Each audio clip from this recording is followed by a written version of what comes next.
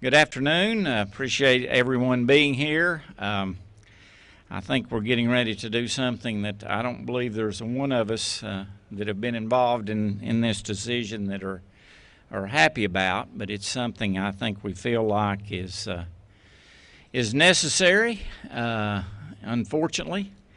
I want to thank, first of all, I want to thank all of the city representatives for being here and thank the cities and the tourism officials and economic development. We have been meeting weekly since probably the first week of March, and everything that we have done in Sevier County has been part of a collective effort on behalf of the cities and the county, and we've tried to make sure that the folks understand why we have taken action throughout this pandemic that we have, and we have taken every action that we know to mitigate the spread. So far, we have done everything we can. Our numbers have been going up, but we have been continuing to meet and continuing to take action to try to mitigate the spread. We have the signage that just recently went up. We are doing all of the tourism folks in the cities and the county is posting on our social media every day reminders to our citizens, our visitors, and our workers to follow guidelines. And so we have done everything that we can do so far to mitigate the spread. Now, having said that, you all know that on Friday, the governor put down an order in which he allowed county mayors to make the decision concerning mandating masks in a particular county. And while I'm not sure, I was glad. I know I wasn't glad about that order because it's certainly puts a lot of pressure on myself, as well as, since we do everything in a collective matter, as well as city officials and tourism officials. Having said that, I mean, what I am getting ready to do is something that certainly don't take lightly. Certainly it is controversial. It is going to be controversial in Sevier County. It's probably a 50-50 proposition. 50% of the people are going to support wearing masks and 50% of the people are going to oppose it. So that is never a good thing when you have a community split like that. It is not a political statement. Unfortunately, a lot of times this has become a political statement. Sevier County is a very conservative county and a highly Republican county, continues to be so, and I am. So and continues to do that. So it is not in any way any recognition of any kind of politics. It is a recognition of we have been consulting. We started Friday when we first heard that the governor might do this, talking with leadership of our cities, certainly the mayors, the city managers, the tourism officials, and of the county. I have discussed with county commissioners over the past several days the issue of mandating masks. We've talked to our EMS and law enforcement officials about the mandating of masks. We've talked to legal counsel. As you know, initially we had our legal counsel tell us being all the mayors and the city managers and myself, that we did not have the authority to mandate masks. We didn't have the authority to close businesses. Our authority was very limited on the local level. We got that opinion early on. That opinion was confirmed by the State Attorney General a little later, that is in fact correct, and that local governments can't do anything to override state law. And state law gave the governor, the administration, and the health department the ability to deal with mandates in this pandemic. So we found that out early on, and we saw we couldn't do anything, and then the governor, in his most recent order, has delegated part of that authority to the county mayors, and that's the reason we're here today. As I said, we've been consulting with our healthcare officials and everyone for the past several days, and finally we have determined that ordering a face covering mandate is in the best interests of Sevier County. We're doing this for several reasons. One is the health and safety of our residents, our employees, and our visitors. We're also doing it to prevent, we think this will help prevent any additional interruption or shutdown of our businesses. I don't think we can afford another shutdown, and we're certainly going to do everything we can to prevent that. And finally, I think we're doing it so that our schools will have a better chance of opening this fall. We certainly think it's important for our young people to continue their education. So there are several reasons to do this, and as I said, this decision has not been taken lightly. We have met many hours since Friday with these individuals that I've mentioned, the cities and health department and emergency personnel and our legal counsel, trying to put together the best possible scenario that we could have in a very difficult situation. I know that people are passionate about this. There is arguments both for and against this mandate. I understand those arguments, and I appreciate those. I appreciate the comments that I've received over the past several days, both for and against. I have read all those. I do not take those lightly as well, and I certainly have taken all those into consideration as we move on making a decision on this. This is, as I said, a collective decision. Although I'm the one empowered to do it, I did not want to do it unless all of the cities and the various officials were aboard on the decision, and we have together made this. You know, there are times when individual efforts will benefit our community. We wear seat belts, we do some other things, and this is one of those things that we've determined is an inconvenience, but we're hoping that the positive results that we get between now and August 3rd, when the governor's order expires, and that's when my order expires, is when the governor's does. His order of Friday, I believe his order number 54, is that correct? Order number 54 expires August 3rd, and my order expires August 3rd. It coincides with that, and that is going to allow us to look at the metrics working with the health department between now and August 3rd to determine whether or not this has made a significant enough difference in the spread of COVID-19, and whether we need to take any additional steps. The only additional steps that we can take without the authorization from the state would be requesting and urging our citizens. I spoke with Dr. Percy yesterday, the commissioner of the Tennessee Department of Health. She and I spoke for a while on the phone yesterday. She was actually on her way to Washington, D.C., and I talked to her about this mandate. She said that she, as Commissioner of Health, fully supported Sevier County mandating masks, and the Department of Health were in full support of our mandate of masks. So I appreciate Dr. Percy and her statement to me yesterday and her support of what we are doing. The health department will be helping us monitor statistics during this mandate and are going to provide us with weekly updates. Masks are to be worn in publicly accessible indoor areas of commercial and public business establishments where social distancing is not possible. It is not mandated that masks be worn outside, because that to us would be almost impossible to do.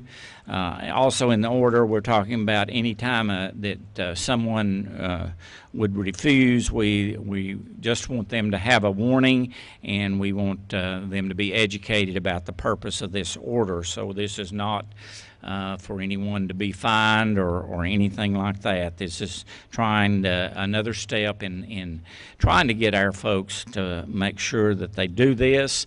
It prevents other people. We're particularly concerned about our older population, as we are as well those that have pre-existing conditions that make this COVID-19 more difficult for those citizens. We're concerned about them, and one of the reasons that we're taking these steps is additional protection for our older citizens and our citizens that do have pre-existing conditions that make this worse. So, having said that, this begins Friday at 12:01, I think. 12:01 a.m. We wanted to give a couple of days for our citizens and our businesses and our visitors to understand what's happening, and that's the reason we're waiting until Friday. I think some other counties in the state are taking similar action. I know Williamson County is, and theirs is in effect Friday. This will go into effect on Friday, and it lasts in conjunction, as I said earlier, with the governor's order, which expires on August the 3rd, and we will be monitoring it, as I said earlier, until then. So we are going to give all of the media, we are sending them a copy of a press release. We are also sending a copy of the order itself. There are a number of exemptions in the order that you will get. Most of them come from the governor's office, but some of them are in addition that we have added since reviewing that for the last several days. But there are several exemptions in there, folks that have difficulty wearing masks where it's not because of some kind of health issue.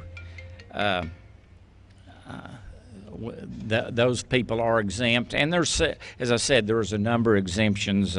Houses of worship are exempted, and some other exemptions are in there. But we are going to move forward with this, and hopefully this will help mitigate the spread. What I have said is that when you look at it as a percentage spread in Sevier County, the percentage is pretty high, but when you look at the actual number of folks we have in active cases, it was 341. What is it now? Number of active cases. Did anybody have that? It was 341 yesterday or day before.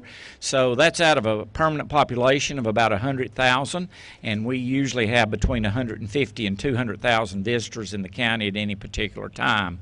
So when you look at it from that perspective, we don't think, while every case is significant, we think that number is not significant, but we want to mitigate it and so that it doesn't get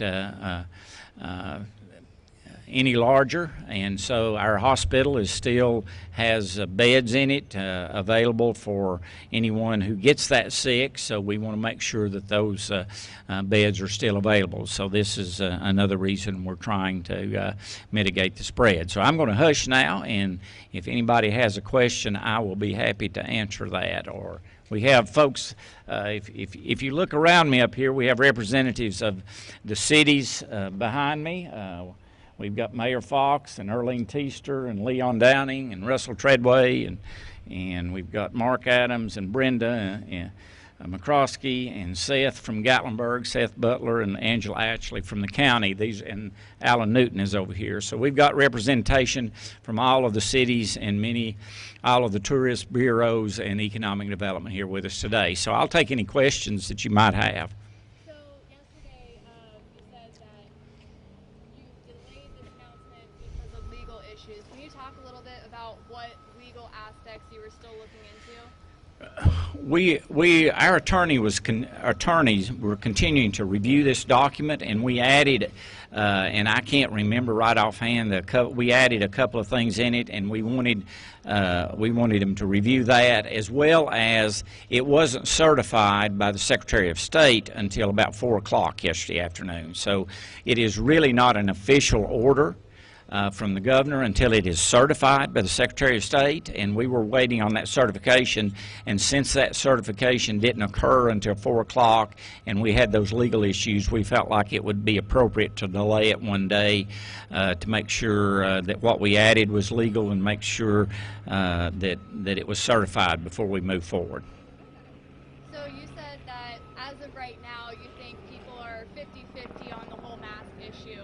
How do you think that would play into actually, I mean, I know you said enforcing, you're just going to pass out warnings, but how would that play into that? We believe that and hope that most of the people are going to adhere to this for the next, it's about a month. A little less than a month. We actually believe that our citizens and our businesses will make an extra effort to adhere to this, so we're confident that it is going to make enough of a difference to where we'll be able to determine, working with the health department, whether or not these statistics indicate that it has worked, and we're hoping it will, and whether it is, I hate to use the term flatten the curve because that's been overused during this thing, but whether we can mitigate the spread that we've got going on. So we feel confident that a vast majority of the citizens are going to adhere to this. How will the county help businesses implement this? Well, we've already been meeting with businesses. We had a meeting the other day in Pigeon Forge. It was sponsored by the chambers and the tourism bureaus of the county, and we're going to continue. Information will be continually going out through the chambers and the tourism bureaus here in the county and our particular tourism bureau about how businesses need to adhere to this and what they need to do. So we're going to continue to put that information out through those venues that go to all of the businesses in our county. Sure. I noticed on here that one of the exemptions is outdoor areas. Yes. Unless private businesses too. So, what about those crowded outdoor areas, such as like the Parkway in Gatlinburg, where it's really difficult to socially distance? Why not? Well, right. We're trying our best to encourage social distancing, but we realize we've got some areas in the county where that's going to be extremely difficult. We've got thousands of visitors, and enforcing that in some of these areas like Gatlinburg you talked about is going to be difficult. We're just going to encourage people to when they're in an enclosed area to be wearing the mask, and when they're inside and when they're outside, we're going to continue putting out, as we have on the signs and so forth in Gatlinburg and in other areas, that they need to social distance, and that's really the best we can do at this time to encourage that, and hopefully that'll all of this together will help prevent the continual spread of this.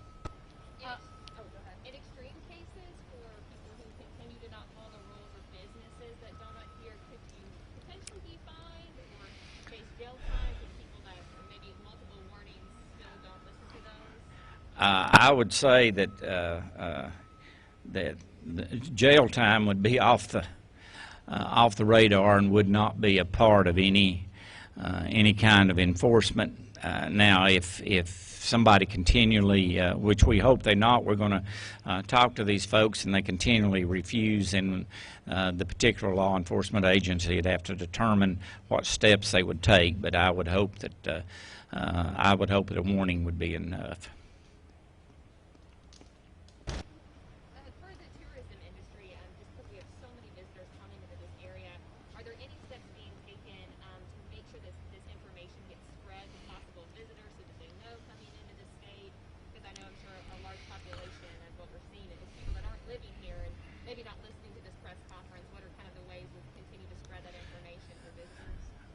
Yes, we have. It's going to be out on all of our social media. That folks now use social media when they visit an area. It's going to be on our reader boards in the various areas of the county, so people will know it. The businesses will be urged to put signage up. Letting people know that when they're inside, a mask is required. So all of these, and we're hoping to get additional masks in. We have talked with the state about ordering additional masks so that we can have additional masks that a business may have to furnish those that don't have them. So and if an officer, if he has additional masks and someone don't have one, then he can give them a mask, hopefully, and encourage them to use it. So there's different ways that we're going to try to reach our visitors. When might you revisit it and consider fines or anything like that? Now you're not doing that. Yeah, we're not doing that, and I don't think we'll do that in the initial.